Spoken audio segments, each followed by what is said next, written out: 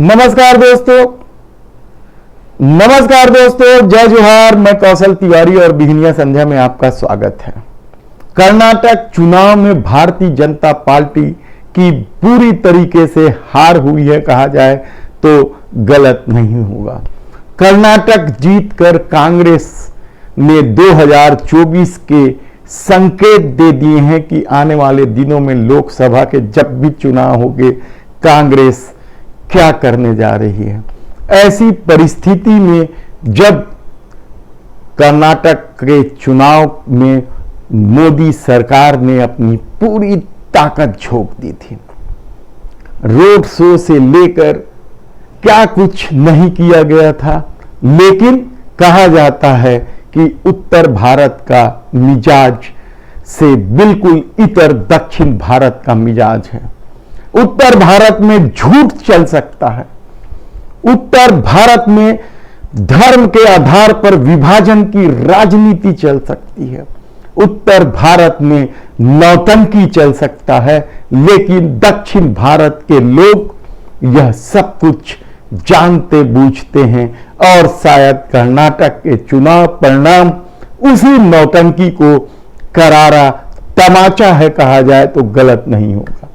दरअसल कर्नाटक में सत्ता वापसी के लिए भारतीय जनता पार्टी ने क्या कुछ नहीं किया, यह यदि आप सोचेंगे तो हैरान हो जाएंगे कि उसके बाद भी कर्नाटक की जनता ने देश के प्रधानमंत्री नरेंद्र मोदी पर जरा भी भरोसा नहीं किया और अब यह परसेप्शन गढ़ा जा रहा है कि यह पराजय देश के प्रधानमंत्री नरेंद्र मोदी का नहीं, भारतीय जनता पार्टी के राष्ट्रीय अध्यक्ष जेपी नड्डा का है।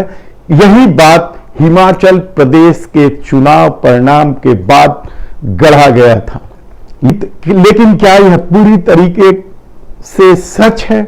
यकीन मानिए कि जब भी जीत होती है यह परसेप्शन गढ़ा जाता है कि देश के प्रधानमंत्री मोदी का चेहरा चल गया, और जहां भी हार होती है कहा जाता है कि भारतीय जनता पार्टी की हार हुई है, मोदी तो अब भी उतने ही लोकप्रिय हैं। लेकिन आप हैरान हो जाएंगे, हम उस नौटंकी की बात कर रहे हैं जो कर्नाटक विधानसभा चुनाव के दौरान भारतीय जनता पार्टी या मोदी सरकार ने रची थी। सबसे पहले तो यह झूठ बोला गया कि कांग्रेस बजरंगबली को ताले में बंद कर देना चाहते हैं, उन्होंने राम का भी जिक्र किया था, लेकिन हकीकत तो यह है कि कांग्रेस ने मैनिफेस्टो में उस लफंगे लुच्चे गुंडई करने वाले बजरंग दल को प्रतिबंध लगाने की बात कही थी, लेकिन नरेंद्र मोदी ने जैसी ही मैनिफेस्टो देखा उसके बाद लगातार बजरंगबली की जय के नारे के साथ यह आरोप कांग्रेस को पर लगाने लगा। लेकिन कर्नाटक की जनता जानती थी कि देश के प्रधानमंत्री झूठ बोल रहे हैं और किसी भी देश के प्रधानमंत्री को इस तरीके से झूठ नहीं बोलना चाहिए, लोगों को नहीं बरगलाना चाहिए।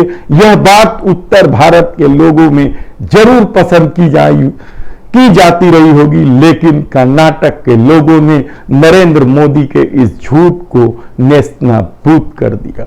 दूसरा, यदि आप महत्वपूर्ण बात देखें तो क्या कुछ नहीं किया गया।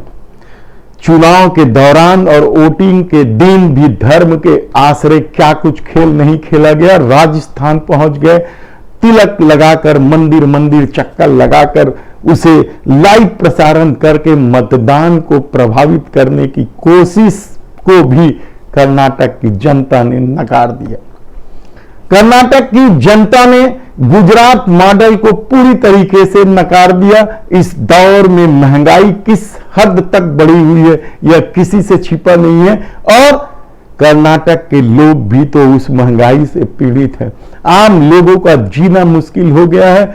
सरकार तो ये मान के चल रही है कि हम 5 किलो अनाज देकर वोट हासिल कर लेंगे, लेकिन हकीकत यह है कि 5 किलो अनाज से क्या किसी परिवार का पेट भर सकता है महीने भर के लिए? यह बात शायद सत्ता इसलिए भूल गई क्योंकि उसे लगा उत्तर प्रदेश में जो चुनाव जीता गया है वह वो 5 किलो अनाज वाले लाभार्थी के भरोसे जीता गया है। और यही चूक कर्नाटक में भारतीय जनता पार्टी को भारी पड़ी। इसके अलावा भी कई तरह के नौटंकी की गई। मैंने पहला ऐसा प्रधानमंत्री देखा है बहनों और भाइयों, पहला देखा है जो आपके सामने आकर रोता है कि मुझे गाली लग रही है, मुझे गाली दे रहे हैं।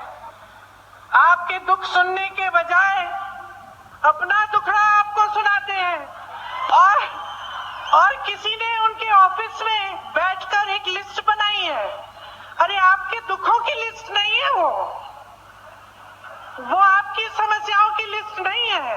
वो ये लिस्ट नहीं है कि किसानों की क्या समस्या है, हमें क्या करना। वो ये लिस्ट है कि मोदी जी को कितनी बार किसने गाली दी है। कम से कम एक पन्ने पे फिट तो आ रही है। अगर मेरे परिवार को जो गालियां दी हैं इन लोगों ने, हम लिस्ट बनाना शुरू करें तो हम किताब पे किताब पे किताब छपवा लेंगे। हिम्मत करो मोदी जी, मेरे भाई से सीखो। मेरा भाई कहता है गाली क्या, मैं गोली खाऊंगा इस देश के लिए। मेरा भाई कहता है सच्चाई के लिए मैं खड़ा रहूंगा। तुम गाली दो, गोली दो, छुरा मारो, कुछ भी कर लो, घबराओ मत मोदी जी, घबराओ मत। ये सार्वजनिक जीवन है, मोदी और ये सब सहना पड़ता है, हिम्मत रखनी पड़ती है, आगे बढ़ना पड़ता है। देश के गृह मंत्री अमित शाह ने तो यहां तक कह दिया कि यदि कांग्रेस को सरकार बनाने देते हैं तो यहां दंगा होगा।